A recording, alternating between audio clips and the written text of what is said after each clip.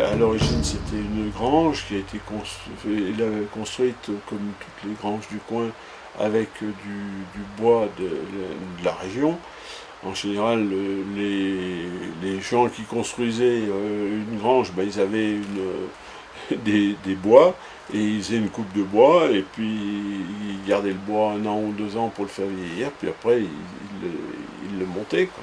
La Syrie avait un droit d'eau sur le ruisseau qui s'appelle le pont Selamon, sachant qu'en amont du pont Selamon, on a le barrage de Saint-Guérin.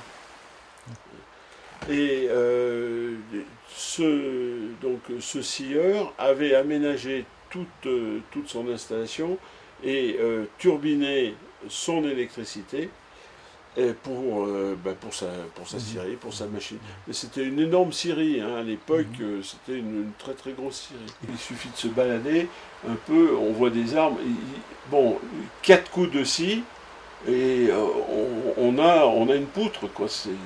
Les arbres, ils n'ont pas un défaut, rien. Est-ce que c'est un problème de coût, de prix du bois? Est-ce que c'est pas un problème d'accessibilité, parce que les routes forestières ont été faites et puis elles ont été développées pour en faire des routes pour monter dans les alpages, etc. Donc si on veut exploiter les forêts dans le coin, il y a, à mon sens, pas de difficulté.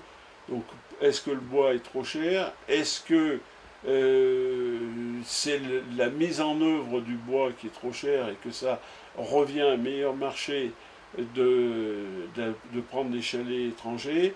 Est-ce que les normes sont de plus en plus exigeantes Oui, mais bon, les normes, les charpentiers, ils savent faire des chalets, hein, je veux dire.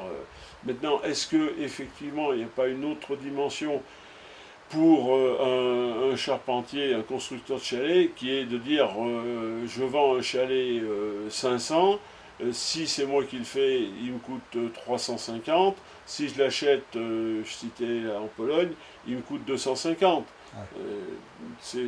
Bon, je veux faire de procès d'intention à personne, mais c'est aussi du domaine du possible aujourd'hui. Et à mon sens, il n'y a pas d'autre issue. Alors, c'est pas la dérive, elle date pas d'aujourd'hui, hein, c'est clair. Mais à mon sens, il n'y a pas d'autre issue une réelle volonté politique en favorisant l'installation de jeunes, pas le fait de les installer, mais leur permettre d'avoir accès à des technologies, à des techniques qui leur permettent de produire à moindre coût et de qualité, et en gain de temps, etc. Je sais pas, mais ça me paraît surprenant qu'une région qui a du bois comme ici, dans les quantités qu'il y a, quand on regarde les arbres, quand on regarde les futaies, elles sont belles. Je veux dire, on a des arbres qui font 30 mètres, qui sont rectilignes. Elles ont pris leur temps pour pousser. Il n'y a pas un poil, rien, quoi. Je veux dire. Non, mais du coup, on a l'impression qu'ils sont là pour le décor, que le décor du paysage. Aujourd'hui, oui, pourquoi À quoi servait l'engin qui est accroché à ton balcon? Alors, c'est un chevalet. On se mettait dessus en face. On avait une lame avec deux boules et on lacérait le bois, c'est-à-dire qu'on faisait cette lame rentrer dans le bois et décoller le bois, dans le sens des fibres. Alors, je crois, mais ça il faudrait le vérifier, il y en a une des deux qui est du bois scié. Alors, est-ce que c'est l'ancelle, est-ce que c'est le taillon, je ne sais pas, mais il y en a une, c'est des planches qui sont sciées, et l'autre, c'est du bois qui est éclaté comme ça, qui dure, bien sûr, beaucoup, beaucoup plus longtemps, puisqu'il n'y a pas de... il est sain, quoi. Au niveau de mise en œuvre, il n'y a pas 50 charpentiers ou couvreurs qui le font. Là, on a mis du bac acier laqué. Bon, c'est pas ce qu'on fait de mieux, c'est sûr, par rapport au paysage, mais au niveau prix, ça n'a rien à voir. Et puis, il faut savoir qu'une toiture en ancelle ou en tavaillon, c'est une toiture qui se ressuit pratiquement tous les 5 ans, tous les 10 ans, et qui se refait tous les 25-30 ans. Donc, alors qu'une toiture acier, bon, 50, 60 ans, les laqués, je pense que ça durera même plus longtemps que ça. Parce que les galvanisés duraient une cinquantaine d'années, durent une cinquantaine d'années, et les laqués, je pense que ça va faire 70, 80. Si ça a été bien monté, il n'y a pas d'agression particulière.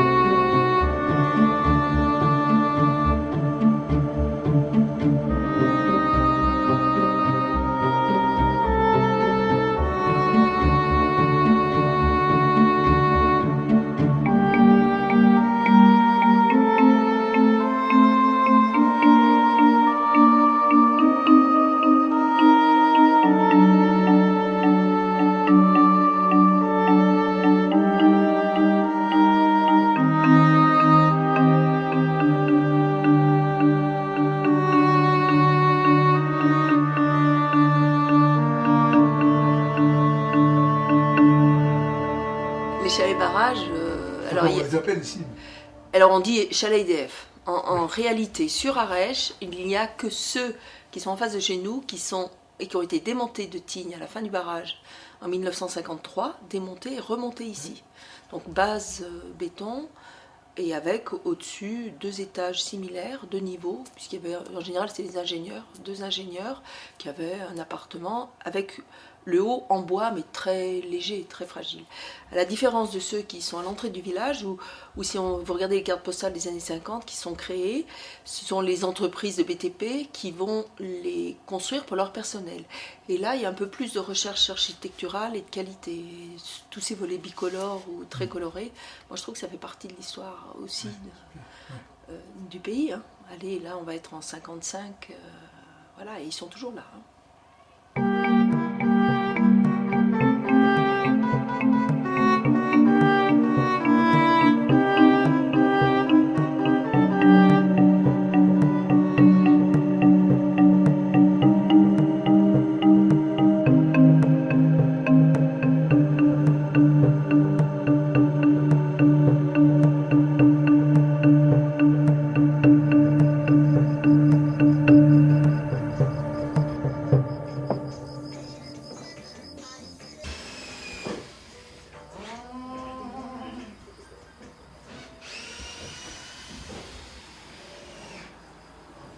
C'est le 7e chevron là. Donc il va y avoir les 3 à l'extérieur. Et...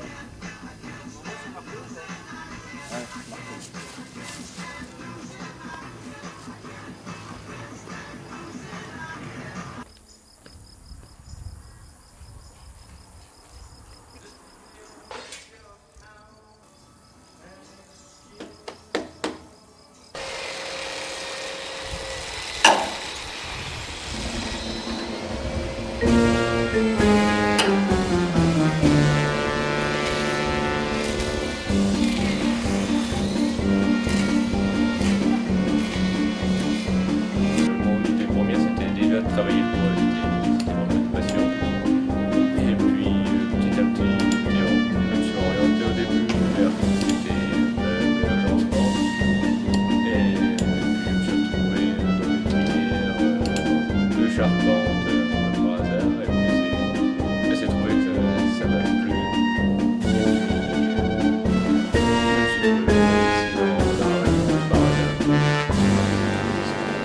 Ah oui, oui, moi j'ai un BTS quand même où c'était très orienté justement pour faire tout ce qui est calcul de structure et puis dessin quoi. D'accord. Mais bon après moi ce qui m'intéresse c'est de pouvoir aussi toucher la matière quoi. Pour faire Donc, uniquement de passer de l'ordinateur à être derrière la machine numérique et même aller au chantier quand je peux quoi. D'accord. Et vous venez de quelle région? Moi je suis normand moi.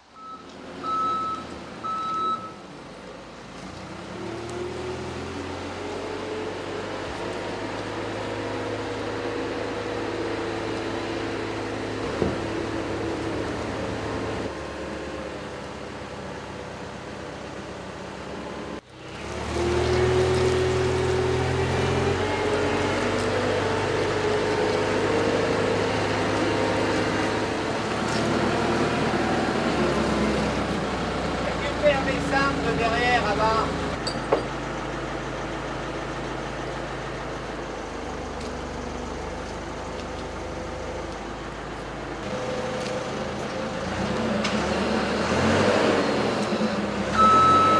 La maison elle est là en plan pour une vue qui sache un peu comment ça fonctionne. Puis après il y a chaque plan d'exécution par panneau. Donc là il me cherche le panneau référencé là, qu'il installe par terre, il va l'assembler.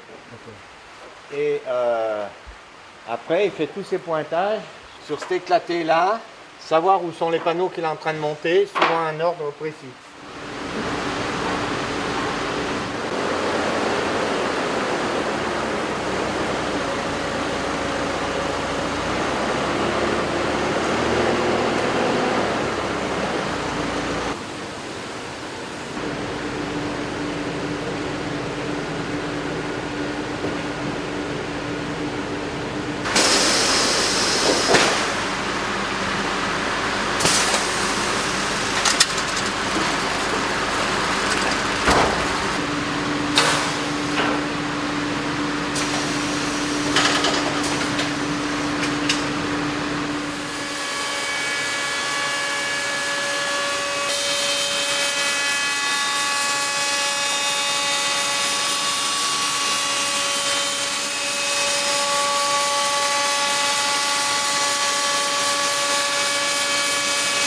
On a fait nos plans par rapport à la maison qu'on voulait, la disponibilité qu'on avait sur le terrain. Ensuite, on a présenté ça à Bouchage Frères pour que eux nous confectionnent un chalet par rapport à nos plans, quoi, hein. C'est du bois qui arrive d'où? C'est du bois français. Non, c'est du bois du Nord. C'est le marché du bois en ce moment.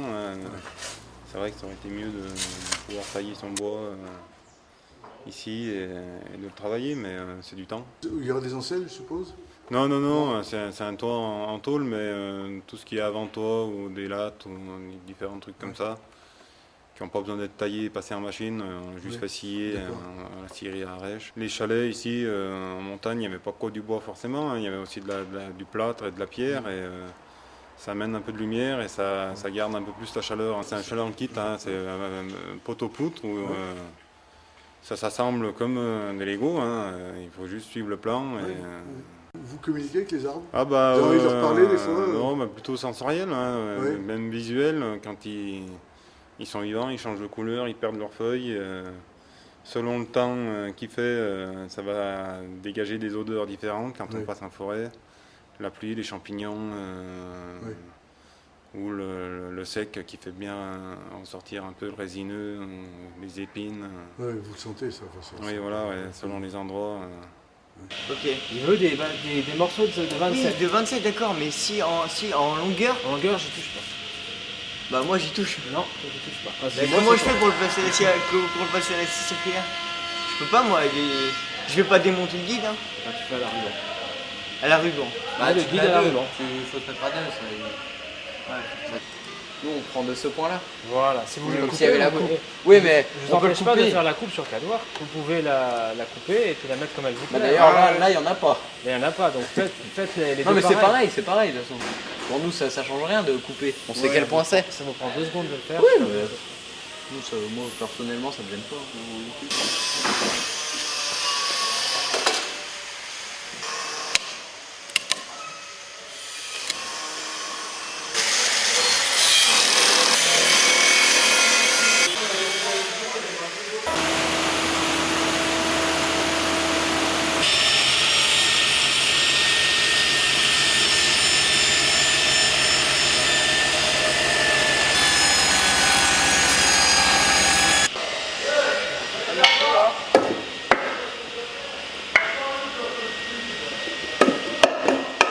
Ce qu'ils sont en train de fabriquer, c'est destiné donc à aménager l'entrée du lycée pour que ceux qui sont en avance ou les internes qui vont dormir, par exemple quand le lycée est fermé, qu'ils puissent attendre à l'extérieur abrités.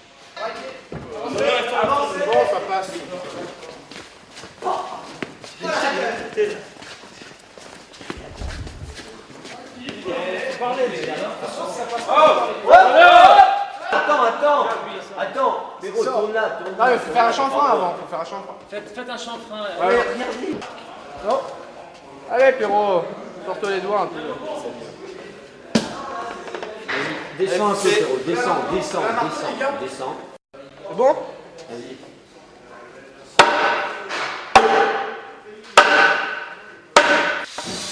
On aimait le bois surtout, moi j'aimais le bois, pareil. Ouais, moi j'avais un voisin qui travaillait beaucoup le bois et depuis petit j'étais passionné par des petites abouilles pour les oiseaux, tout ça, alors du coup je me suis lancé dans la charpente.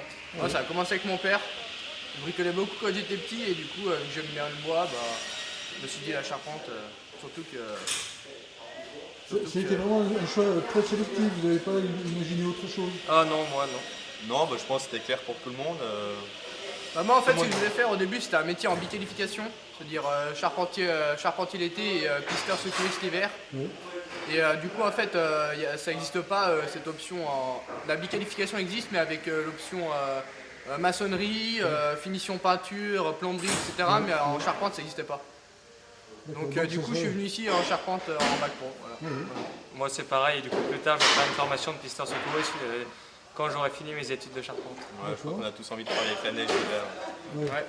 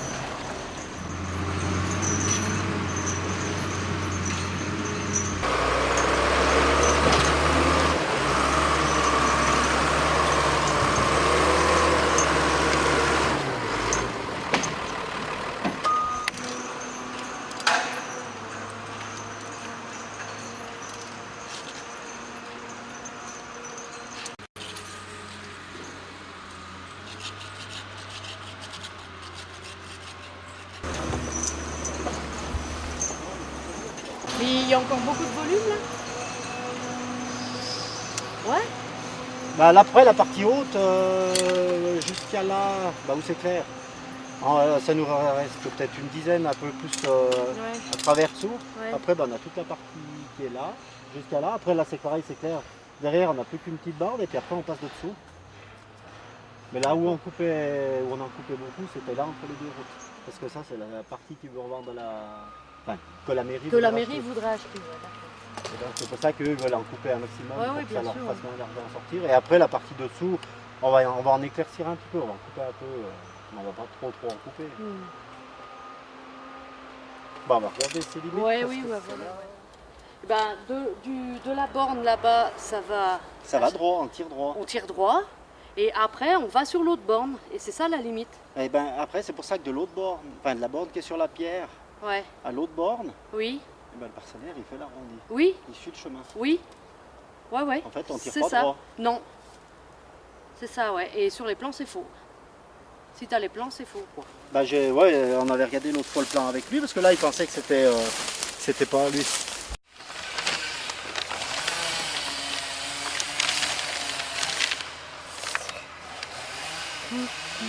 Non, c'est ça. C'est la 78 le rocher. Parce que si on le met comme ça dans le sens 78, après ça va franchement loin la 77. 78, la 79, elle est juste là-dessus. Puis après ça remonte tout le long du chemin. Il y en a une, elle est juste De toute là. façon, c'est facile, hein. Il suffit d'aller voir derrière le rocher. Ouais.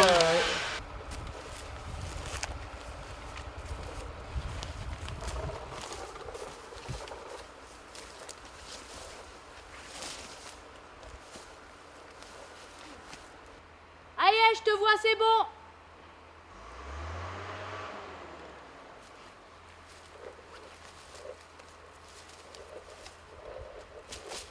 Coupant les 4 arbres qui sont là, après on enlève le petit merlon en terre qu'il y a.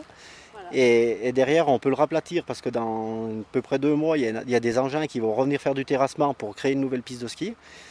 Donc là on en profite, on a des engins, on casse la bosse et avec ça on arrive à gagner 4-5 mètres de largeur. Et c'est pas négligeable parce que c'est une piste de ski, c'est ski alpin et on a sur le bord on a du ski de fond. Donc on gagne un petit peu de largeur et c'est beaucoup plus pratique après pour tout le monde. Hein. Oui, parce que vous disiez les branches, ils empêchent la neige de tomber. Et les branches, voilà, sur les bords, les branches empêchent de tomber la neige sur la piste, ça tombe un peu de chaque côté. Donc nous, on ramène un petit peu de la neige après, enfin, la station, l'hiver, ramène un peu de la neige. Et si on peut couper quelques arbres sur le bord, ça dégage un petit peu plus le passage de la route et la neige tombe directement sur la route, ça évite de la rebouger. Demain, donc nous on va couper demain, on va couper et débarder en même temps. Là aujourd'hui, ce matin, on a coupé à 3 parce que cet après-midi, il y a un de mes employés qui était parti. Et on a préféré dégager tout le chemin parce qu'après demain c'est jeudi et l'hôtel siège du Grand Mont est ouvert. Donc on va dégager le chemin au moins que les gens puissent se promener en toute tranquillité et aussi bien pour eux que pour nous. Oui, qui ne viennent pas voir de trop près. Voilà, parce qu'il y a toujours un peu des gens qui sont curieux et on n'est pas à l'abri d'une fausse manœuvre et que ça tombe.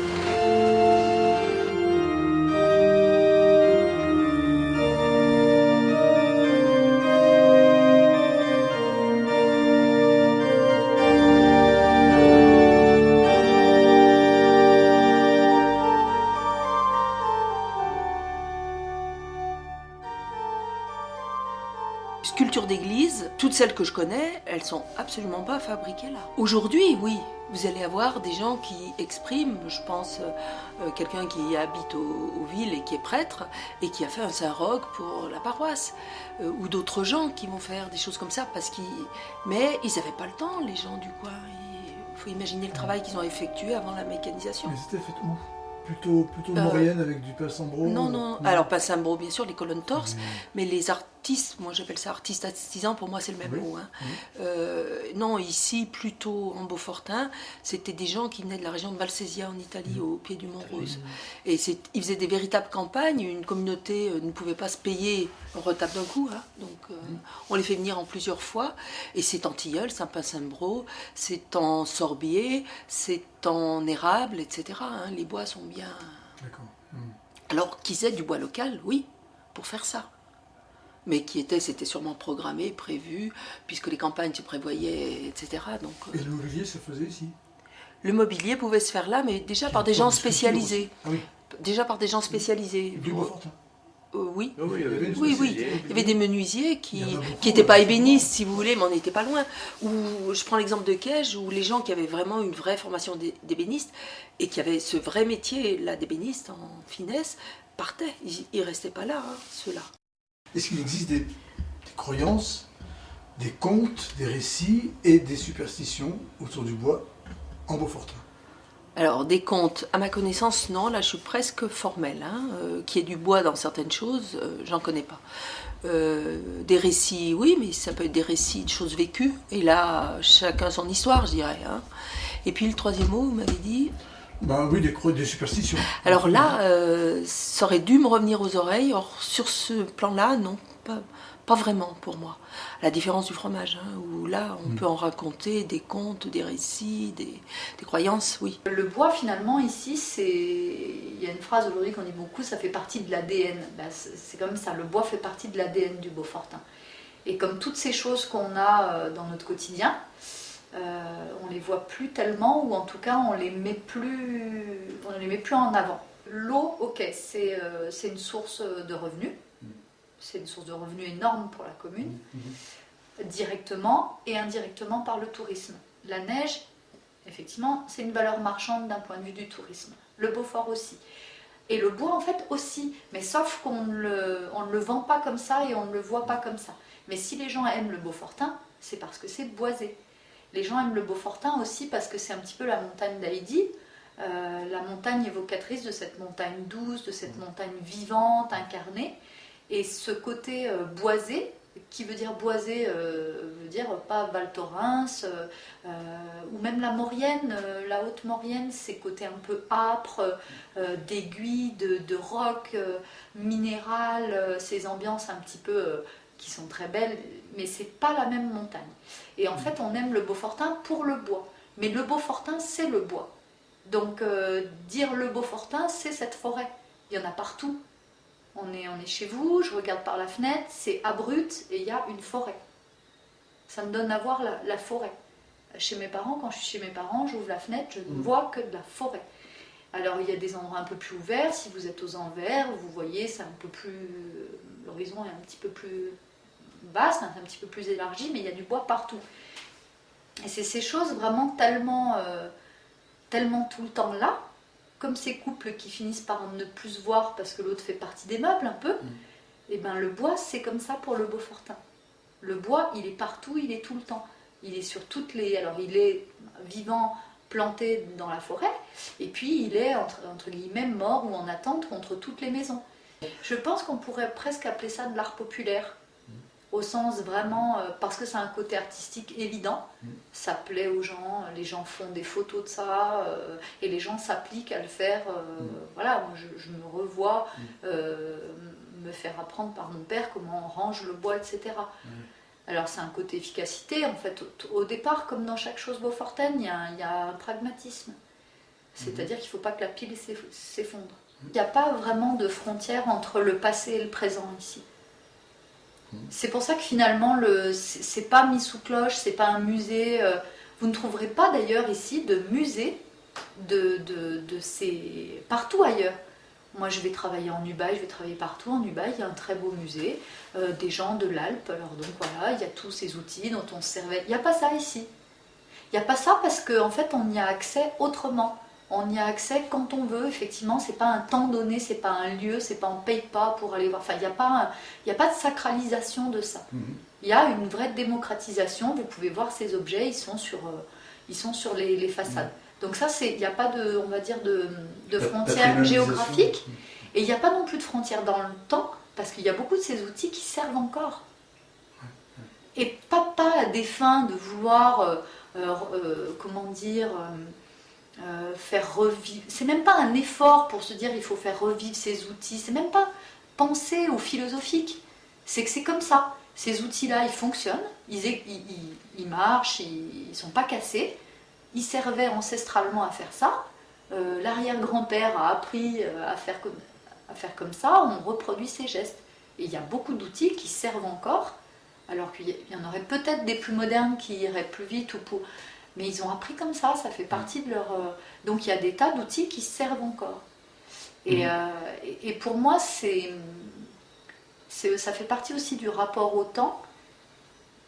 Quand on voit la fête d'Arèche, c'est effectivement un moment de mise en valeur du passé, certes, c'est un peu de la nostalgie, mais c'est pas... je sais pas comment dire, c'est pas passéiste non plus.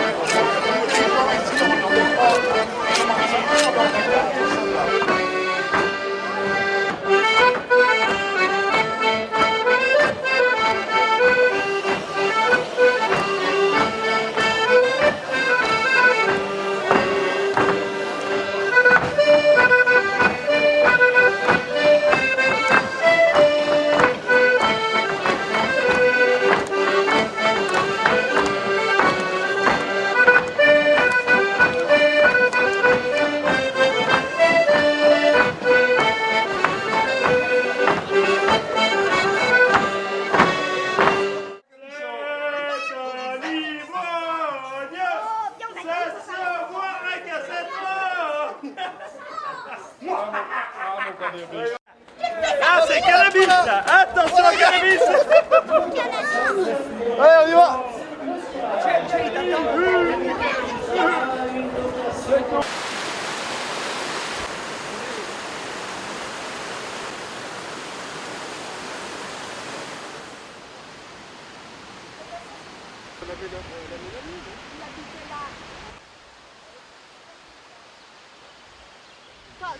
Quand t'as 4-5 ans, vieux, c'est quoi? Parce qu'on voit une espèce de nid là-bas. Ah, Eh ben, voilà, j'avais raison. oh là là. Ouais. Avant, c'était tout ouvert. C'était le même exploitant. C'était le même exploitant, Moulin et Syrie en même temps. Ah oui, bien sûr. Oui, oui. Ça c'est pareil aussi. Ça marchait, tout le système de colis. La déjà toiture, nettoyé. priorité. Oui, la toiture. Bon, Deuxième mais ça, chose. on est venu 2 fois ici. Nettoyer. Enlever tout ce qui est pas utile. Oui, enlever Tout ce qui est pas utile. Voilà. Deuxième chose. Voilà. Troisième chose, eh ben, commencer à attaquer ce qu'il faut garder, ce qu'il faut rénover et tout. Voilà. Oui, et puis faire des plans de. Voilà. Je suis d'accord. Alors là, j'ai demandé un chantier jeune avec l'AB. Ça doit pas être insurmontable. Mais hein. non, avec l'AB et le collège. Ouais. Parce qu'il y a des filières bois, je devrais être intéressée quand même. Voilà. Non, Alors maintenant, il faut pousser. Voilà. Alors bon, dans notre région, Val d'Arly, Beaufortin, souvent il y avait la scierie et le moulin à côté. C'est ça, donc c'est pas le seul cas ici. C'est pas absolument pas. Souvent c'était lié, hein, parce que comme il y avait le cours d'eau, il faisait tourner aussi bien la scierie que le moulin. Il y a une fonction de la forêt qui est la fonction touristique. La forêt comme décor? Non. Ah oui, mais... Aller la découvrir, oui, faire comme des décor. sentiers. Et ça peut être une utilisation de la forêt. C'est pas la rentabilité de l'exploitation forestière. C'est le tourisme. Et quoi d'autre? C'est le tourisme. Après, l'exploitation toute simple. Moi, j'y crois pas à la rentabilité de la forêt chez nous. Il faut l'exploiter, pour pas que le périclite, bien sûr, mais l'entretenir. Dire que ça sera des revenus pour... j'y crois pas bien. Les gens sont contents quand ils peuvent couper des arbres âgés, bien droits, mais qui vont partir malheureusement, hein, parce que localement on sait bien, c'est ce que Léopold disait, moi je pense aussi que ça coûte cher. Vous savez, on est dans une société où on compte.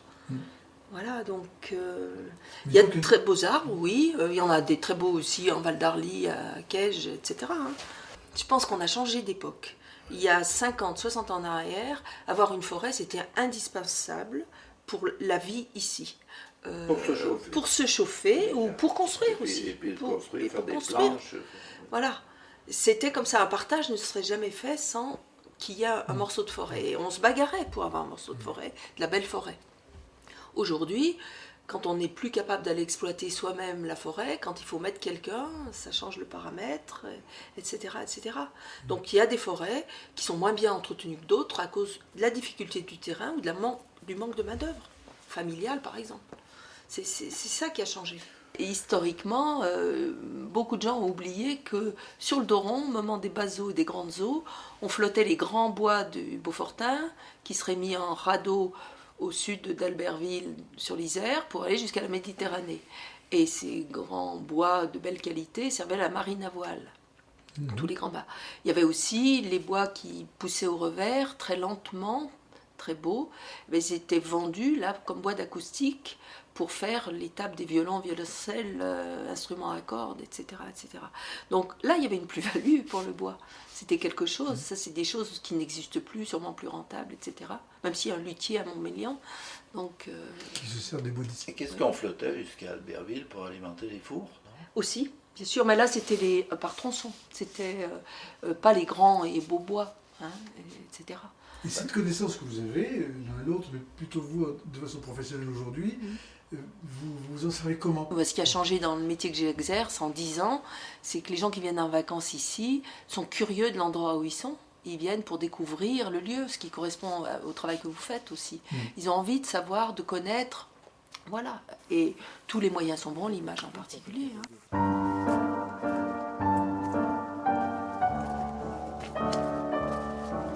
Alors, certaines plantes, on dit on va les protéger, et patati et patata.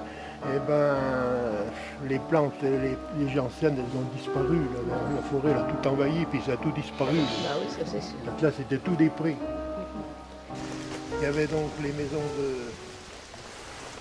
Pays et Majon pour habiter. C'était une chambre. Il y avait l'écurie, il y avait les cadres. Le morceau de mur qui reste là. Il reste de la cheminée. La cheminée, oui. C'est à l'envers, c'est humide. Alors. Piège, c'est envahi par les bois. Oui.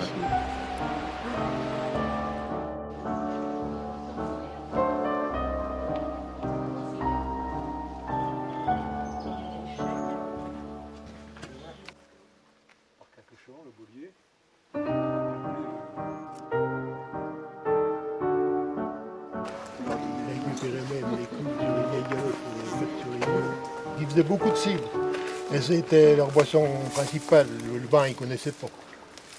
Et en dessus de cette cave, eh ben, il y avait le grenier. Grenier, c'est-à-dire cette boîte en bois avec des plateaux d'une certaine épaisseur pour pas que les souris rentrent là-dedans. Donc dans le grenier, on y mettait les grains, on y mettait les jambons, les saucisses, tout ce qui était précieux et qu'il fallait conserver à l'abri des bestioles. Et ce grenier et cette cave, ils étaient indépendants du bâtiment, parce que ça pouvait brûler, c'était plus en sécurité. Comme le four, il a été couvert en tôle, parce qu'ils craignaient, ils avaient peur du feu, alors ils l'ont couvert en tôle. Et toujours à côté, loin du bâtiment principal.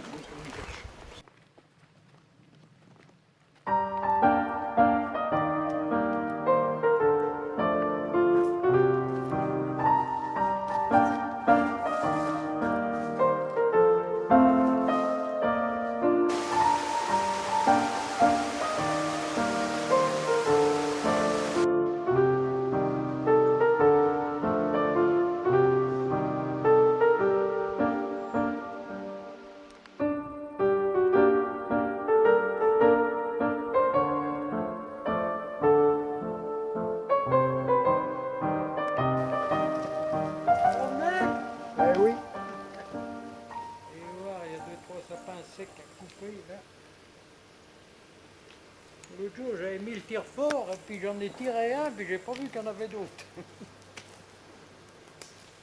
C'était pour les sortir entre les sapins, ben... Ça coince. Ça coince, hein. Quand j'étais gosse, demandez-lui, j'étais là-bas dedans, j'en enchantrais, j'ai tout... Je fauchais tout ça avant de partir l'armée en 55, la dernière année en 55 que nous fauchons.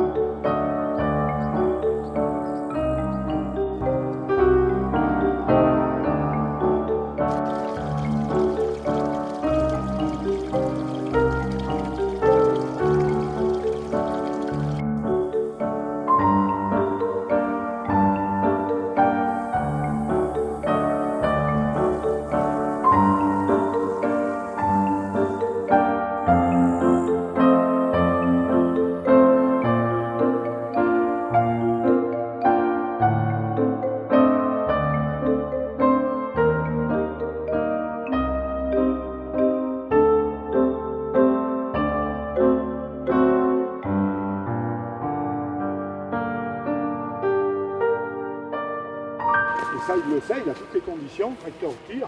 Là aujourd'hui que le tracteur est là, il a qu'à foutre une paire de chaînes doubles, il sort là au dépôt et il voyage en haut en bas, il n'a pas besoin de déchaîner, il passe au goudron. Puis quand il a fini, lundi il peut, il charrie son bois, puis c'est tout.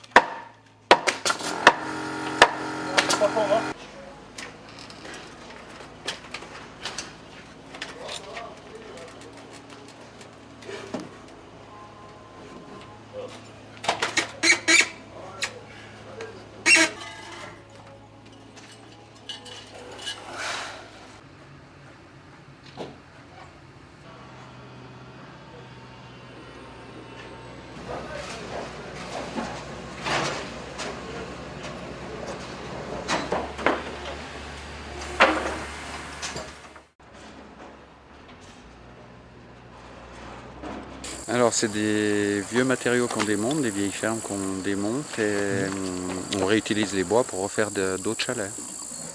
D'accord. Et l'avantage?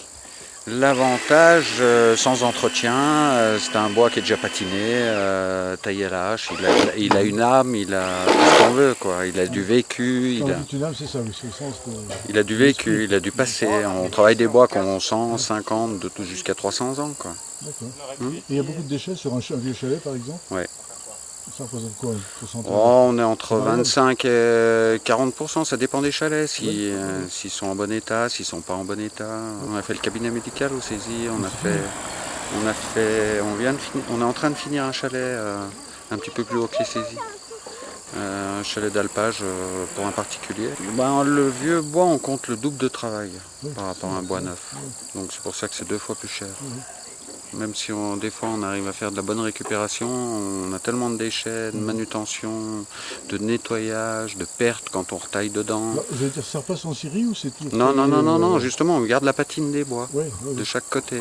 On les nettoie qu'à la brosse, à sec. Jamais de karcher, jamais rien du tout. Tout à la brosse nylon.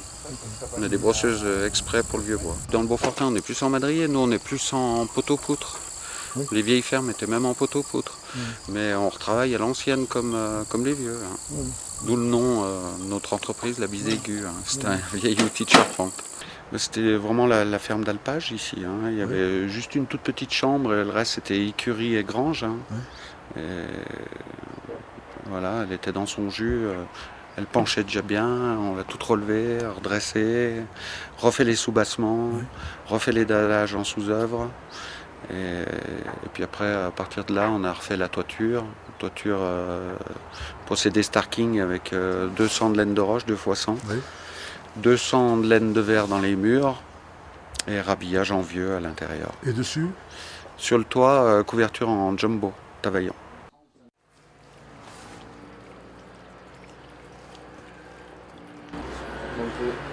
Il y a la clé dessus. Ah si, c'est bon.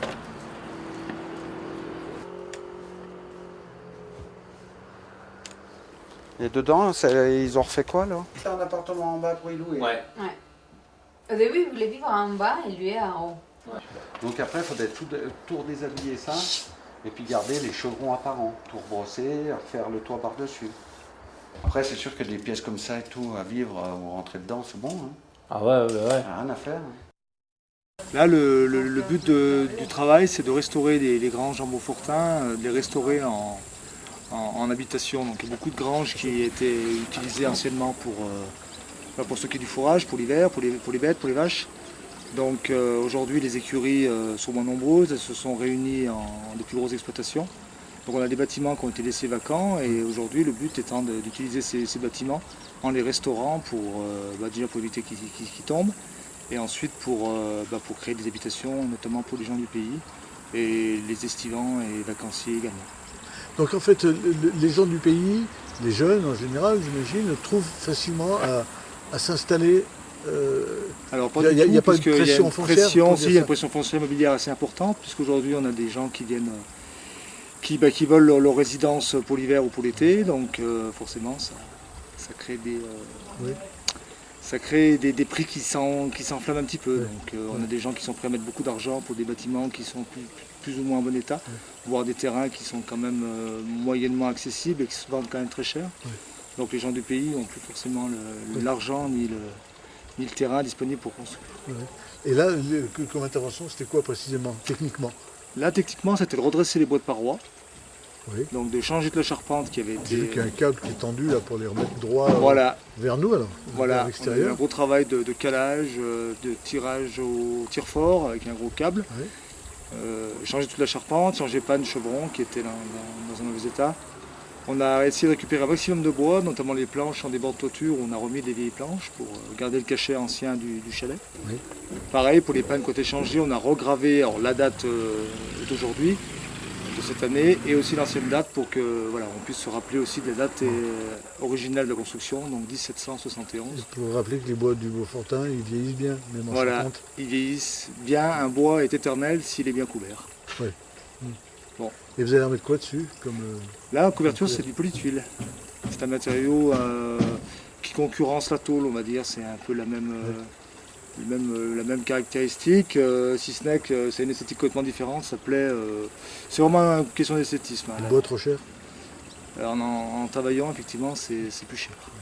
Là, le client aurait voulu le faire. Bon, il a décidé de mettre des Velux. C'est vrai qu'il y avait aussi, on va dire, un anachronisme entre une couverture en bois et des Velux. Ouais. Voilà, il a estimé que, et je pense qu'il a eu raison, que des Velux avec du Tavaillon, ça se mariait pas très bien. Ouais. Donc il a choisi le polytuile.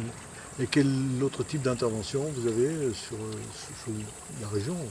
Alors nous on fait beaucoup de rénovations justement, de restructuration de granges, donc de transformation. Avec remploi des bois anciens? Voilà, maximum on remploie des bois bois et pour les bois neufs, c'est la scierie d'Arèche qui s'en occupe essentiellement.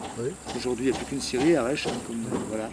Toutes les autres ont disparu, bon on espère qu'elles dureront encore longtemps parce qu'on se fournit quand même pas mal là-bas.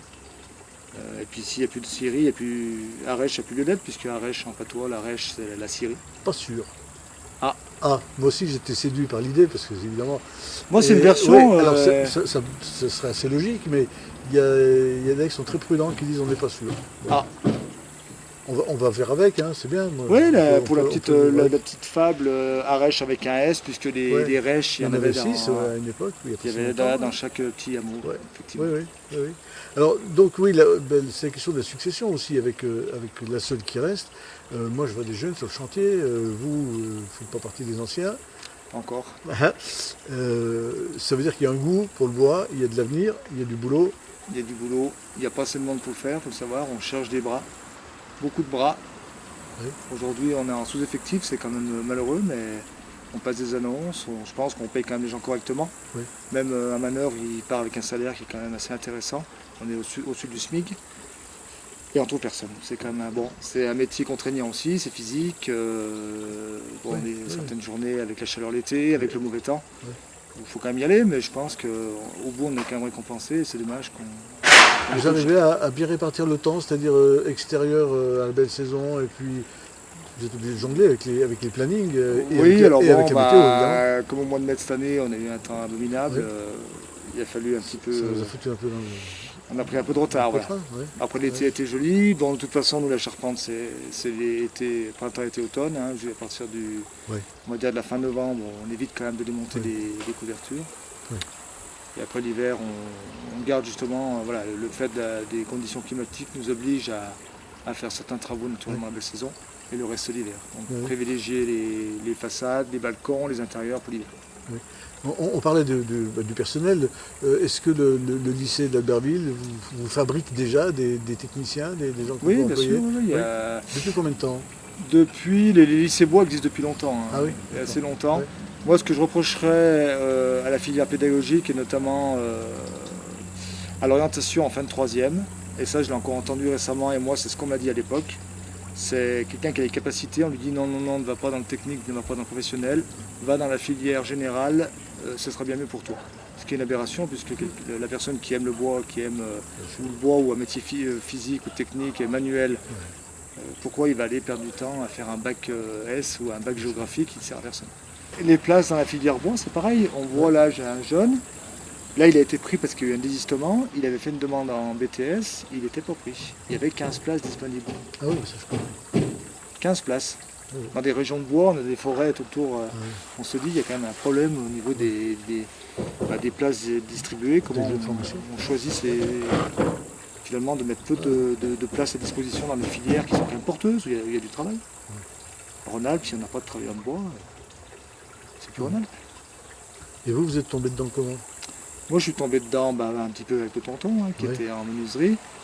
Bon, toujours un peu d'attirance pour le bois, et puis voilà, en faisant des travaux, on va dire l'été, 2 mois d'été justement, entre les études pour financer un peu les études, et puis aussi pour l'été s'occuper. Donc commencer comme ça à être manœuvre sur les chantiers, Puis ensuite j'ai progressé, apprentissage. L'apprentissage, je suis devenu embauché. Ici, dans l'entreprise chez le tonton. Voilà, Ouais. j'ai pas été bien loin. Ouais. Mais bon, moi j'ai du mal à partir de Beaufortin. Ça m'arrangeait bien de rester là aussi. Et voilà, puis petit à petit, a pris un peu plus d'importance. Et puis voilà, aujourd'hui, je m'occupe de on va dire, du rayon charpente de l'entreprise, puisqu'on a la charpente et la menuiserie. Oui, on a des équipes de menuisiers qui font que de la menuiserie et des équipes de charpente qui sont... Et du métal. Vous associez métallurgie et... Voilà, oui, on travaille un peu le métal aussi, pour justement, c'est un mariage qui peut être intéressant. Aujourd'hui, on fait de l'ancien, mais aussi, on fait aussi un mélange d'ancien et moderne. Ouais. Des intérieurs de chalet où on essaie de marier les deux pour avoir quelque chose de contemporain et à la fois réutiliser les bois ancestraux qui ont plusieurs centaines d'années. Oui. L'aspect d'une vieille planche, bon, parfois on voit un bout de bois, on dit ouais, un bout de bois, il a aucun intérêt. On le prend, on va le brosser, donc on a tout ce qu'il faut pour les brosser. C'est pas les sabliers, c'est les brosser avec des brosses poils plastiques. Et là, on se rend compte que cette planche, en fait, est magnifique. Elle était simplement tachée, ou la poussière, ou le foin, l'accumulation du foin, puisqu'anciennement c'était des granges. Et finalement, c'est ça qui est bien, c'est qu'à partir d'un bout de bois qu'on n'aurait même pas remarqué, finalement, on se retrouve avec un bois qui est inimitable, parce que le vieux bois, finalement, il n'y a pas un morceau de bois qui est comme l'autre. Ouais. Et ça fait des panneaux de bois, on fait des intérieurs, on fait des façades qui sont inimitables. Le grenier, il était important, puisque lui, on va dire qu'on y stockait un peu les trésors. C'était le grenier qui était mieux taillé que le chalet. Il a des bois qui sont bien jointifs, où les souris ne pouvaient pas rentrer, où l'eau ne rentrait pas, la neige poudreuse non plus.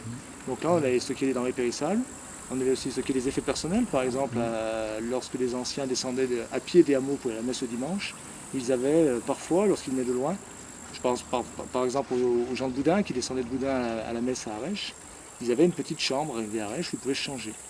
Ils étaient trempés, puisqu'ils étaient descendus à travers les pentes, donc à travers la neige, puisque là on parle de l'hiver essentiellement. Et là, ils venaient changer. Donc, au village, près de l'église, ils avaient leur petite chambre où ils changeaient leurs affaires pour aller à la messe. Donc, c'est pour ça aussi qu'on retrouve parfois des familles qui avaient des greniers comme ça dans le village. D'accord. Et celui-là a été rajeuni parce qu'on a aménagé le rez-de-chaussée, mais voilà. Ce rez-de-chaussée servait à quoi là, avant le rez-de-chaussée, bon, il a été creusé dessous. Mais là, il a été refait en maçonnerie, mais sinon, c'est un soubassement en pierre, assez grossier. Oui. Où il servait des barras souvent à côté des jardins, où parfois on mettait des poules aussi. Je pense c'est de faire voir les inserts. Oui.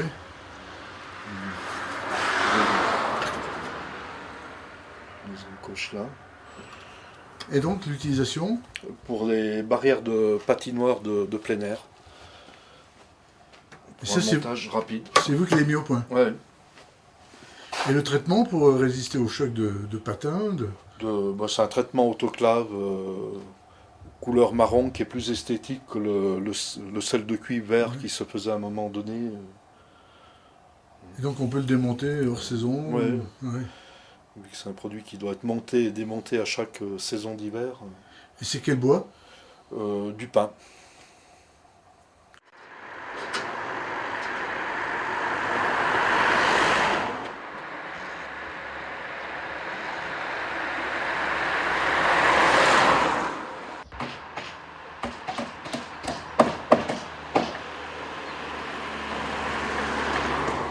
Il y a un vrai rapport de plaisir au bois. C'est-à-dire qu'il y a beaucoup de familles qui font encore leur bois, parce qu'il y a les professionnels, il y a ce qu'on appelle la filière bois, donc des gens qui vont travailler le bois de A à Z. Il y a aussi le plaisir que prennent les gens, et on en a parlé vous et moi, à travailler le bois pour leurs intérieurs et leurs extérieurs, leur environnement, mais il y a ce vrai plaisir à aller faire son bois. C'est-à-dire que les gens vont faire le bois. Et ça, pour rien au monde, ils rateraient ça, les gens. C'est-à-dire que c'est des moments aussi où on met un certain quotidien en suspens, parce qu'il y a des moments pour aller faire le bois. On est en hiver là, donc on ne va pas faire du bois, ça paraît évident. Mais il y a des moments pour faire le bois. Et en fait, donc les gens, pareil, font preuve encore tous d'esprit très paysan, de prévoyance. Donc il faut faire du bois, parce qu'on ne sait jamais si un hiver tu as une sciatique, tu peux pas aller, voilà, donc il faut pouvoir tenir le coup. Il y a aussi nécessité de faire sécher son bois pour son usage personnel, donc ce qui veut dire avoir un roulement, donc ce qui veut dire aussi, pareil, prévoir dans le temps. mais on a le temps. On peut faire du bois aujourd'hui pour dans 4 ans. Donc il y a ce côté vraiment un petit peu pragmatique et de bon sens, puis il y a surtout ce côté plaisir d'aller travailler le bois. Et des gens qui ont des travaux, enfin des métiers pas du tout manuels, mais ils vont faire le bois. Alors je pense que c'est un petit peu comme, moi je parle dans le livre des journées du cochon, où on fait le saucisson, le bois c'est un peu de même ordre. C'est un travail qui est physique, qui est dur, mais c'est un travail où, moi par exemple, je vois dans ma famille, les journées du bois, alors moi je suis un petit peu à part parce que je suis un peu l'intello, mais sinon tout le monde va au bois. Ma soeur, ma mère, tout le monde va au bois. Tout le monde a une mission au bois. Et ce sont des journées familiales de plaisir à être aussi justement dans la forêt, donc au sens vraiment plein air, voilà, tout en faisant quelque chose d'utile. Mes parents prennent du plaisir à nous livrer notre bois, quoi. Vous pouvez me retrouver les pages où on voit les chevaux et les mulets? Alors, je vais vous chercher ça. Ah bah, Pile poil dessus. comment c'est C'est pas exprès. préparé, hein? Non, mais je pense qu'elles sont au milieu. Oui, quand même, hein? Alors, J'ai symboliquement- attaqué en disant vous parlez pas du bois, mais elles sont au milieu. On peut pas Symboliquement, les je trouve rater. ça très très bien parce que ça veut dire voilà, que c'est au cœur du Oui. Beaufortain, quoi. Et puis dans les deux sens du terme, au cœur parce que c'est là partout et au cœur vraiment d'un point de vue sentimental. Le bois, il y a vraiment un gros attachement sentimental. C'est pas du tout que économique.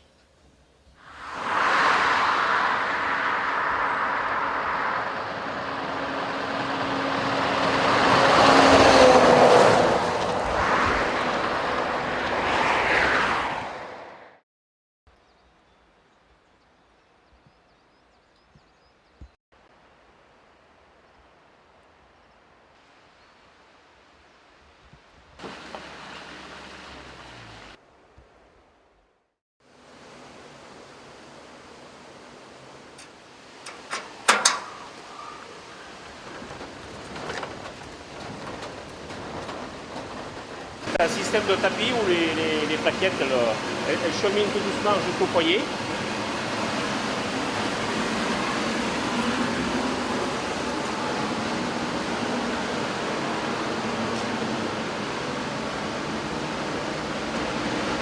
Travailler en haut le foyer. Bon, ça marche dans la grosse chaufferie. Mais tous les gens qui chauffent là, il faut venir le bois de l'extérieur. Ils veulent du chêne. Parce que le sapin, l'épicéa, c'est... Attends, ce qu'on évoquait comme les petites architectures, sculptures de rangement de bois, c'est pas du bois de Beaufortain? Si, mais ça touche les gens. c'est pas avec ça que vous chauffez tout un hiver. Ils font... Oh non, puis il y a beaucoup du chêne Oui, il y a qui des est gens entassé. qui achètent Il faut venir à... bien sûr, de plus bas, de Caige ou de plus bas. Vous savez qu'en plus, pour le chauffage au bois, aujourd'hui, environnement, pollution, eh ben, on commence à dire oh, on va peut-être diminuer un petit peu. Donc, Même les chaudières. bien sûr. Donc on est dans un entre-deux là, où quoi se tourner. Hein, alors c'est peut-être des choses mixtes qu'il faut. Hein. Peut-être des choses mixtes, moi j'en sais rien, je ne sais pas répondre. Malgré tout, imaginez qu'on pourrait tous se chauffer au bois. Moi j'ai le poumon fragile, je peux vous dire que le matin quand c'est un peu plaqué un truc et que toutes les fumées du voisinage crachent, moi je le sens. Hein. Mais vous savez, il y avait, ce que je peux vous dire dans les traditions, c'est que par exemple pour chauffer le chaudron où on allait faire le Beaufort, on ne prenait pas de l'épicéa, hein, on prenait du bois qui donnait tout de suite beaucoup de chaleur, vous voyez, pour mettre en chauffe. Il y avait une connaissance des bois. Et ce bois-là, aujourd'hui, il est très mal vu. Le bois hein, de rivière, tous ces bois ont un petit pouvoir chauffant, etc., etc. Donc, selon la qualité de bois, eh ben, on l'utilisait à telle chose. Ça, c'est des usages qui se perdent aujourd'hui. Ceux qui fabriquent encore, il n'y en a pas beaucoup, hein, ben, ils vont chauffer au gaz. C'est ça, une évolution de société, vous voyez. La génération antérieure, c'était quelque chose. Maintenant, un jeune qui a une forêt, même ils ne savent pas où elle est, leur forêt. Oui, mais ça reste pas malgré tout un peu dans l'inconscient. Mais bien sûr, c'est ça, non, mais ça se dire, restera un peu... en cas de pépin, je suis toujours propriétaire, vendre, je un certain nombre suis... d'arbres. bien sûr, mais... C'est bien aussi, cas de comme ça se besoin, passe, oui, c'est bien une sûr. réserve. Bien sûr, mais c'est pas la majorité, bien sûr. Et vendre le bois, est-ce que ça n'a plus la même valeur marchande, hein, je parle pas. Donc ça garde une valeur dans les têtes à cause des gènes, vous en parliez tout à l'heure, peut-être dans l'ADN, mais il vaut mieux vendre un bâtiment même presque en ruine. Et après, une fois que vous avez vendu pour plus d'une génération. Et avant qu'il se régénère, c'est plus qu'une génération. Donc vous avez entamé votre capital. Donc en général, ils vendent pas tout. Ils vendent pour faire une maison, pour faire voilà.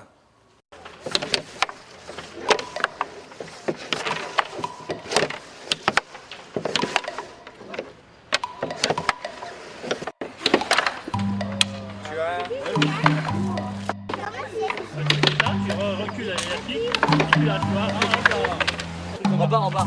Et bien c'est ça. Voilà. Ah, il faut la faire monter aussi. Voilà. Oui. Et tu dois sous-filtrer le rouge. Mais non, ça c'est arrête. Mais dégage.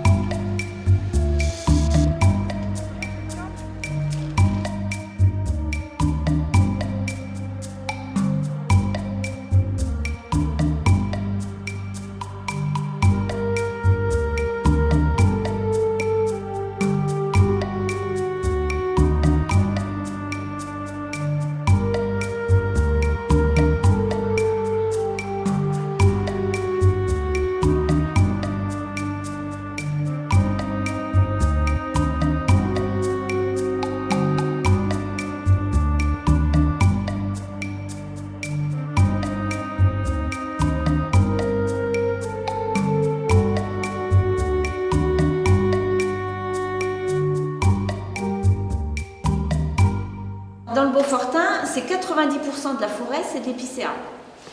Le sapin, les aiguilles, elles sont à plat de chaque côté, elles sont plus larges et arrondies.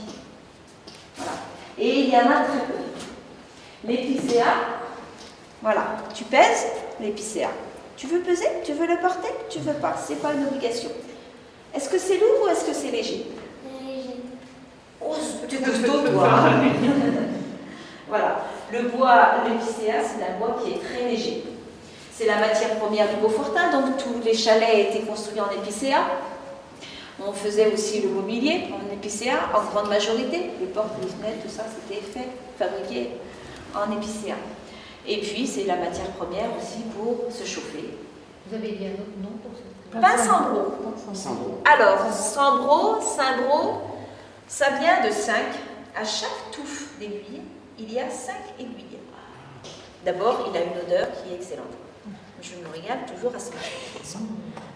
On ne se fatigue pas. Est-ce que ça sent bon? Tu trouves que ça sent bon? Il est très facile à sculpter, parce qu'il est très doux. Il est utilisé également pour des garde-robes, tout ce qui est mobilier de chambre et tout. L'avantage, c'est qu'il a la particularité antimite.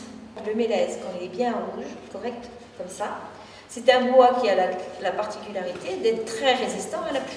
C'est pour ça qu'on va faire des balcons, des terrasses, tout ça en mélèze. C'est comme le Douglas, c'est très résistant à la pluie.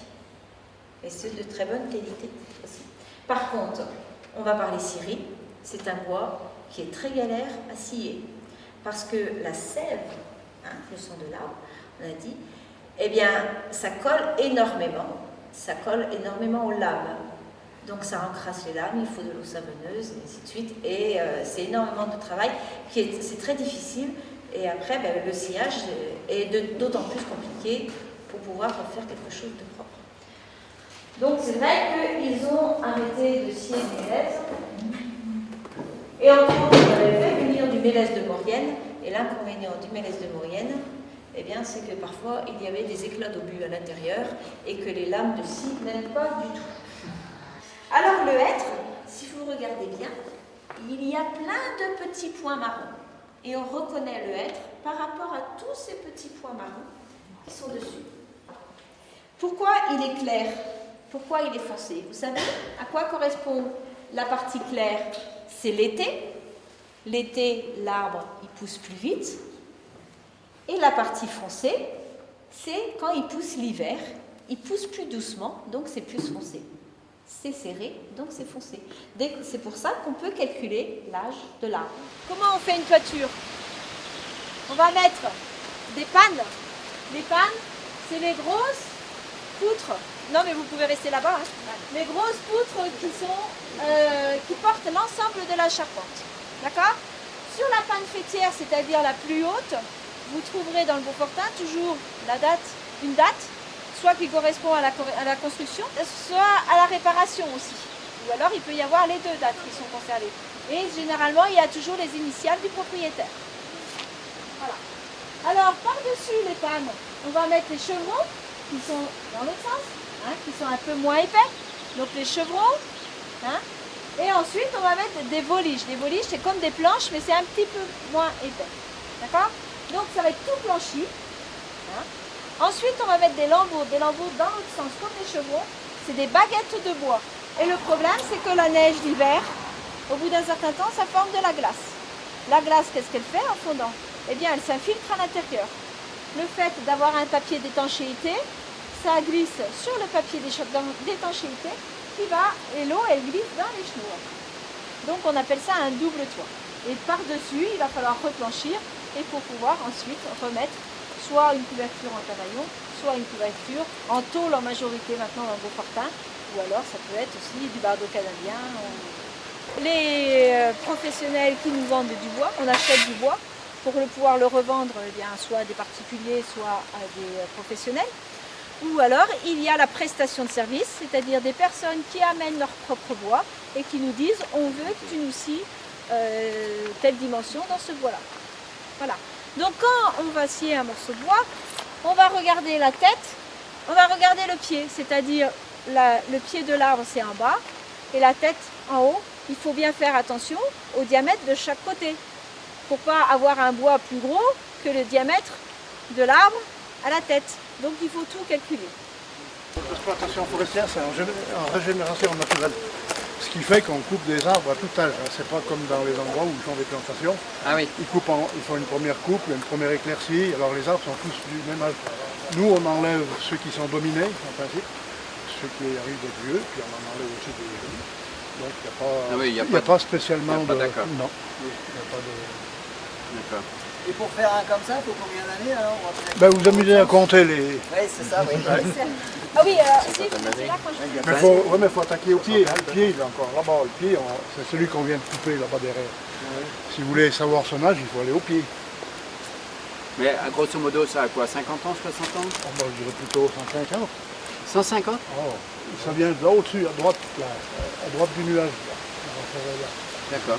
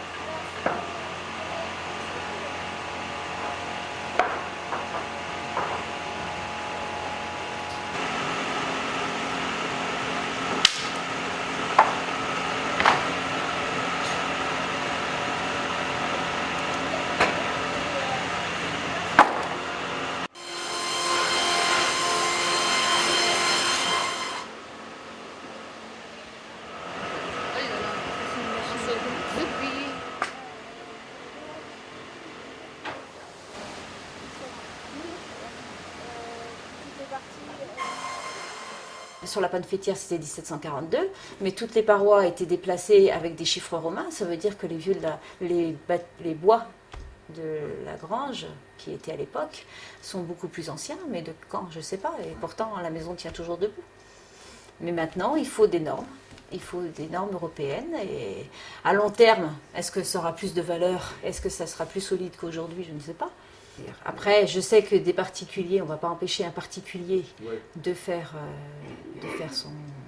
son chalet, hein, puisqu'il n'a pas de garantie, il n'a pas de garantie décennale à avoir ou quoi que ce soit. Faire un chalet en bois, bon, le chalet avec l'ossature, on ne va pas faire sécher le bois, mais par contre, tout ce qui est menuiserie, ça demande du séchage. Donc il y a des séchoirs à bois. C'est sûr que la meilleure façon de faire, eh bien, ce sera de faire sécher le bois naturellement. Mais parfois, eh bien, on ne prend pas le temps de scier le bois suffisamment longtemps à l'avance. Il n'a pas le temps d'attendre et dans ces cas-là, on peut faire sécher le bois. Donc il y a des personnes qui font sécher le bois. Vous avez un séchoir Alors c'est pas moi, c'est Charles Vialet qui a un séchoir à bois qu'on a proposé. Il est au Moulin du Prat. C'est lui arrivé que des clients voulaient du bois raboté. Donc on leur a proposé de faire sécher leur bois chez Charles Vialet. Et après on a récupéré leur bois pour le raboter. Les scieurs, quand on va visiter des scieries, en grande majorité, eh bien, les personnes qui travaillent dessus sont dans une cabine séparée du bois et tout est mécanisé. Donc c'est-à-dire que la personne ne touche plus le bois. Ce sera tout électronique. Oui. Mais il y a des jeunes qui s'engagent quand même dans ce Alors il y aura des jeunes. Moi j'ai été dans un village dans l'Ain, j'avais l'occasion, et puis j'ai vu une scierie, donc je me suis arrêtée, j'ai été discuter avec... j'ai rencontré le patron qui passait à ce moment-là et on a pu discuter un moment. Et il m'a dit qu'il y avait une école aussi à proximité, mais les jeunes quand ils apprennent, tout est mécanisé. C'est-à-dire que tout est informatisé et il faudra faire du débit. Il faut que ce soit des grandes entreprises de façon à faire du débit. C'est-à-dire que le bois, il arrive et puis on va tout débiter pour éviter. Ici, c'est trop de l'épicerie. C'est un tel, il veut un morceau de bois de telle taille, un tel, il va... C'est l'épicerie du coin. Et c'est la difficulté du métier. Et c'est très physique. Hein. Physiquement, c'est très difficile. Et puis on va dire rentablement... c'est pas facile non plus, quoi. C'est pour ça que, bon, là, je ne sais pas si vous avez vu l'ensemble, là, on a écrit un article en disant que on a continué, on essaye, parce qu'on se dit que sur la commune d'Arèche-Beaufort, c'est la dernière scierie, que nous sommes quand même dans une région de bois, c'est quand même dommage que toutes les scieries disparaissent. Du travail, il y en a, ils n'ont pas arrêté. Après, s'il faut regarder le côté financier, est-ce qu'il y en a beaucoup qui reprendront? Ça m'étonnerait. Parce que c'est un travail où il faut énormément d'investissement personnel. Mais, et encore, on a de la chance parce que c'est une entreprise en quelque sorte familiale, c'est entre frères. Donc il y a une entraide qui existe. Que dans une société où l'on vit aujourd'hui, eh bien, les gens, ce sera eh bien, on va calculer la rentabilité, on va parler que ça, aussi bien d'un côté que de l'autre. Votre mari travaillait le bois au tout début de ses activités? Mais ça, c'est depuis tout petit. Hein. Depuis tout petit, il prenait un couteau et puis il se taillait un petit chalet, il se taillait, ça a toujours été dans sa peau. Et puis... Il a de la sculpture maintenant. La sculpture, c'est ce qu'il a fait à la maison pour nous personnellement, mais autrement, il n'a pas le temps. Il aimerait pouvoir faire de la menuiserie, il aimerait pouvoir faire... il y a plein de petites choses qu'il aimerait, faire des greniers et tout, mais c'est le temps qui lui manque. Mais autrement, c'est sûr que ça a toujours été sa passion. Hein? Il a commencé à vouloir faire une boîte. Et oui. Alors, il avait 7 ans. Il avait 7 ans. 6-7 ans, oui, il était petit. Il voyait un bout d'un rôle, il fallait qu'il le traîne comme il pouvait, mais pour faire quelque chose avec.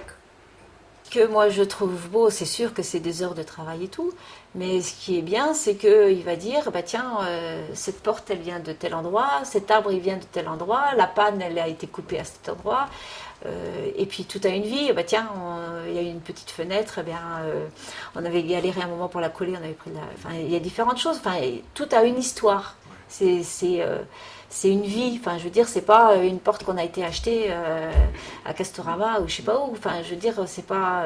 ça parle, c'est vivant. L'homme habite le bois et le bois habite l'homme. Je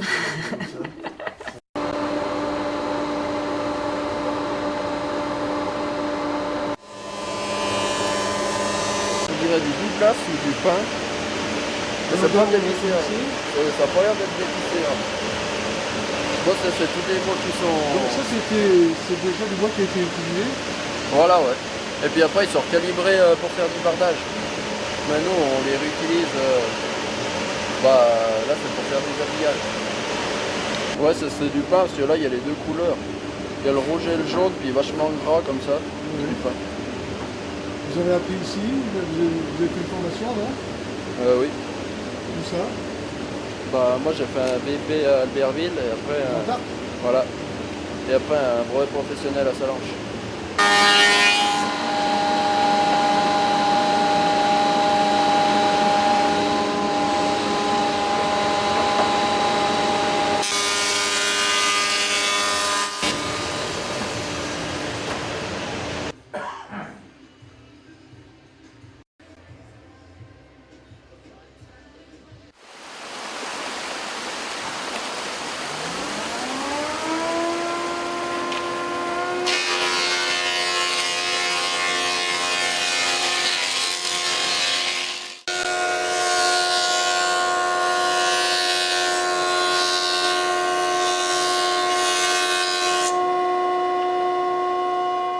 Alors les copeaux, donc je suis tombé dedans quand j'étais petit, hein, puisque dans ma famille il y a beaucoup de monde qui travaille le bois.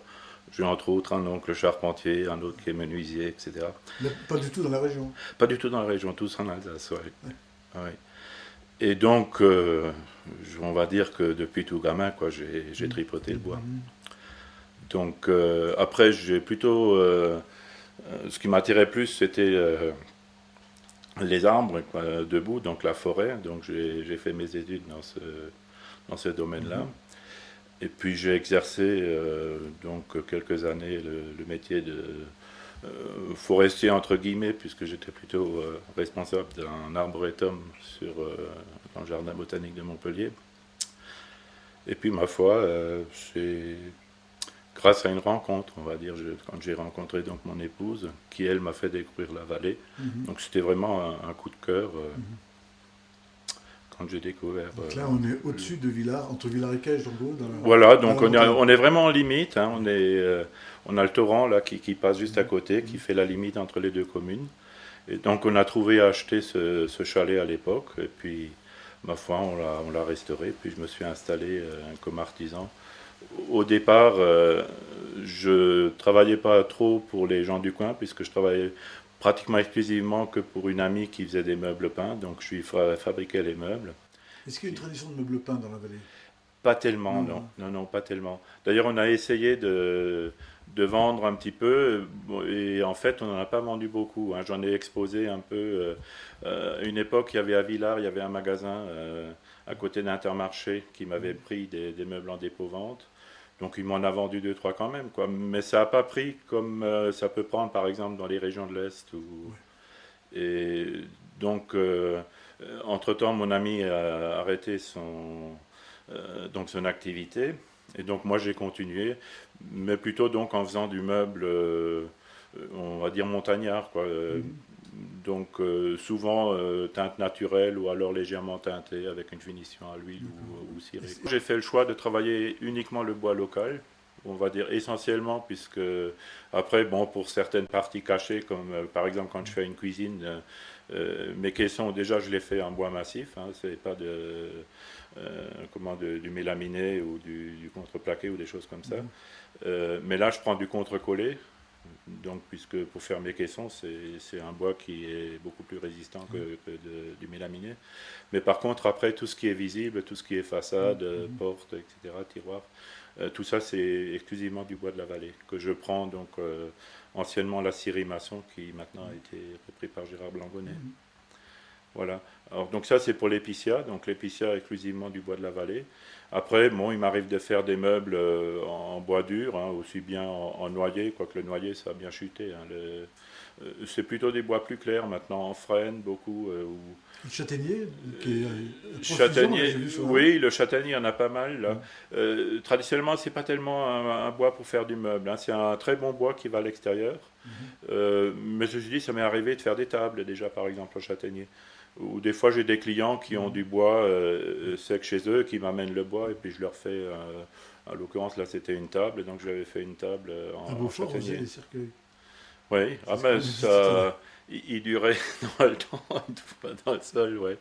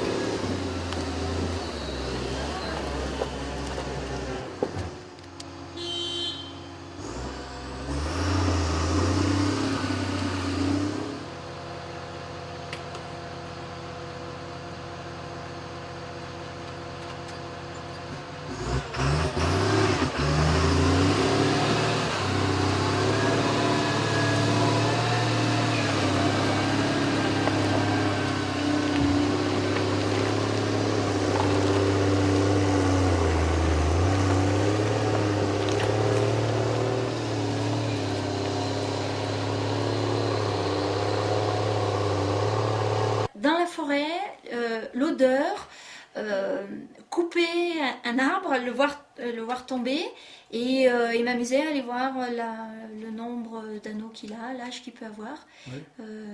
Déjà ça. Voilà, et quand il tombe, ça vous fait mal, non? Non, parce qu'en général, on coupe des bois secs déjà. Ouais. Donc pour moi, ils sont morts. Donc, après... Mais même un bois sec, il faut encore le faire sécher avant de pouvoir utiliser les planches. Ouais. C'est pour ça que... Ouais. Mais c'est quand même un rapport pragmatique. C'est-à-dire, quand vous voyez tomber un arbre, c'est ce que vous pourrez faire avec. C'est pas imaginer que lui peut avoir eu, puisqu'il tombe, avoir eu une vie propre. Si, une histoire, ouais, et une histoire, et justement, je m'intéresse à l'âge qu'il peut avoir, donc je suis bien consciente qu'avant, il n'était pas là, qu'il a grandi. On voit en plein milieu d'une forêt, ils n'ont pas de branches autour, parce qu'ils ont été un peu serrés les uns contre les autres. Mais d'un autre côté, ça veut dire que ça va faire du bon bois de menuiserie, parce qu'il n'y a pas de nœuds. S'il n'y a pas de branches, il y a peu de nœuds. Donc je fais des cadres pour des photos, c'est en épicéa et c'est vieilli, on pourrait penser que c'est du vieux bois, mais en fait non, il est brossé, il est vieilli avec un mélange de cire. Mmh. Et c'est de l'épicéa parce que moi je travaille essentiellement ce bois-là. Après une fois qu'on a les machines, c'est vrai que c'est...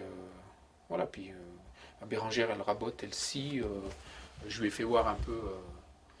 Comment on règle tous les outils. Et puis, après, il faut toujours faire attention. Voilà. Combiner à bois, il faut toujours en avoir peur. Au moins, comme ça, on essaye de... J'ai passé 2 fois les doigts dans la circulaire. Bon, voilà, voilà, on s'en rappelle. Et je me suis coupé aussi avec des ciseaux à bois, au début, quand on n'est pas très habitué. Voilà. Il y a un peu de poussière.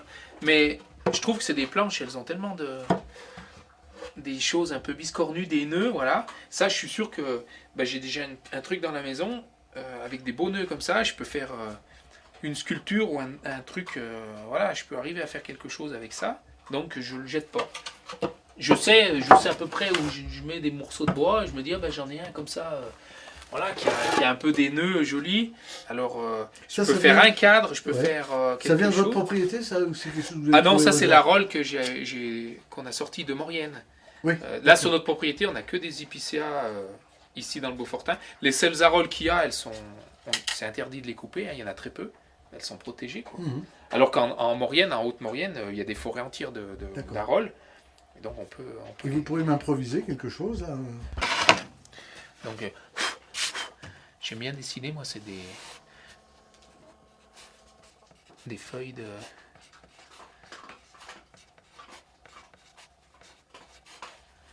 Voilà, je fais des feuilles de lierre, comme ça. Et puis après, j'ai fait donc avec le couteau, de suivre la...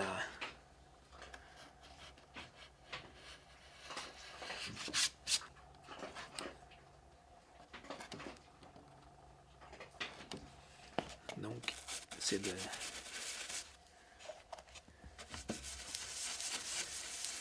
Passage à la cire qui révèle la sculpture. Ah oui. Voilà. Avant, je faisais la menuiserie. Et puis un jour, j'ai vu un gars qui faisait de la sculpture et puis ça m'a donné l'envie de faire ça. Alors voilà. Les gens, il faut qu'ils les commandent, il faut qu'ils y commandent. Oui, d'accord. Parce que après, j'ai plus rien sur le mur. Je fais des bracelets avec des montres, avec des vaches ou des Edelweiss. Ça dépend. Alors là, j'étais en train de faire une montre. Alors je la monte avec le truc du milieu. Ouais, je la monte comme ça. Ah oui, d'accord. Je mets un bout de bois pour la mettre droite. Et puis là, je perce à travers. Et puis je mets des petites tiges de bois. Et puis voilà. Là, il y a la recherche, là, il y a plus tout ça. C'est ok.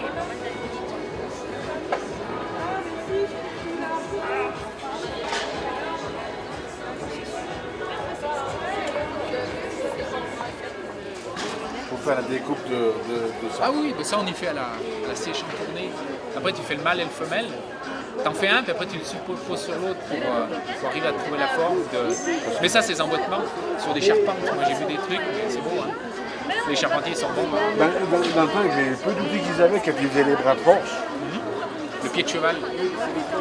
Et ça bouge pas, hein. C'est vrai que c'est joli. Ces arbres-là, les objets qu'il y a là, c'est des arbres que j'ai été coupés à 2000 mètres d'altitude, qu'on a débardé à l'hélicoptère, qu'on a descendu en remorque pour amener à la scierie. C'est un bois qui en Syrie vaut entre 800 et 1000 euros le mètre cube. Hein, donc déjà aller le chercher, c'est déjà en soi un travail.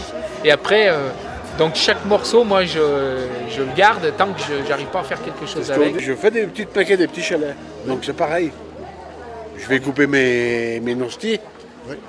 Et puis ben, je les mets sécher, puis bon, je les écorce. Et puis après je fais tous les voilà, je fais soit une petite barrière. Moi je rabote à la plane, les rabots à main qui ont des formes pour des moulures de meubles. On en trouve sur des machines, mais elles n'ont pas la forme que les anciens avaient pour donner aux meubles. Et une plane, mais tout le monde se sert d'une plane dans une réparation de maison, dans un bricolage. C'est un outil qui est génial. Et il y a pas aujourd'hui, chez Vibert, ils se vendent ça à quelques euros, une plane.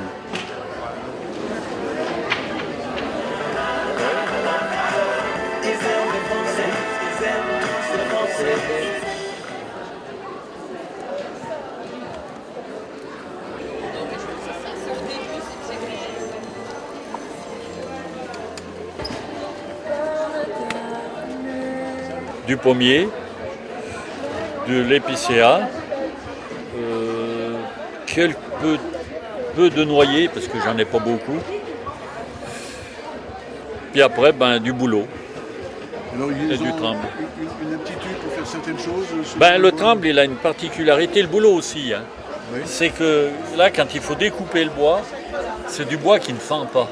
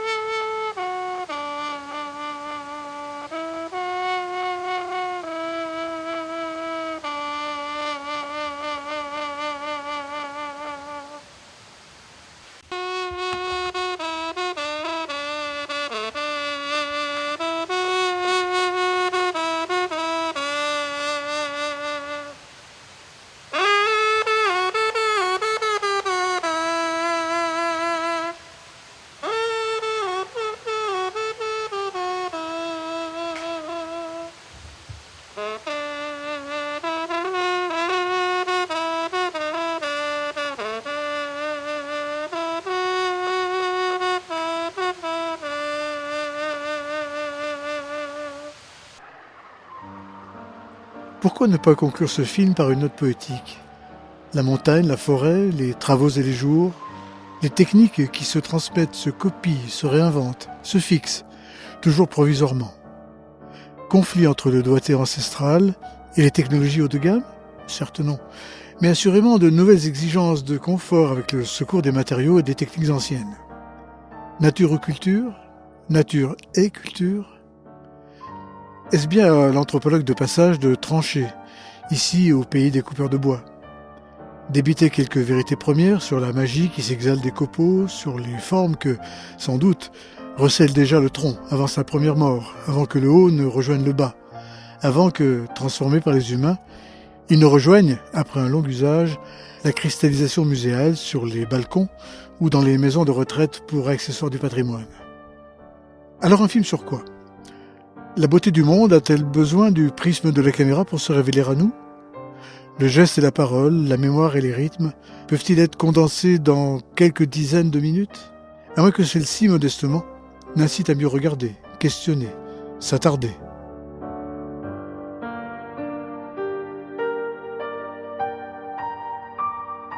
Pour conclure, ce qui m'a le plus frappé dans cette collecte au long cours, ce fut de constater à quel point ce pays beaufortain était atteint d'un étrange virus, qui ne se révèle ni au microscope, ni aux fines analyses biochimiques.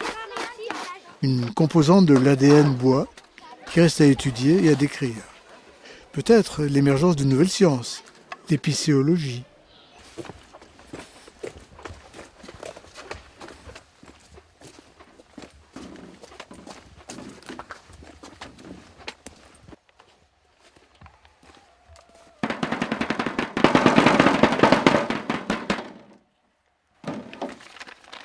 Avis à la population. Le règlement champêtre établi en 1844 sous Charles Félix, par la grâce de Dieu, roi de Sardaigne, de Chypre, de Jérusalem, duc de Savoie, de Gênes, prince de Piémont, est toujours en vigueur sur la commune de Beaufort. Article 1. Il est pareillement interdit à tout habitant de couper aucun bois de service dans les forêts de la commune pour son usage particulier, sans le consentement du conseil qui ne l'accordera qu'autant que le pétitionnaire lui aura fait constater de la nécessité de sa demande.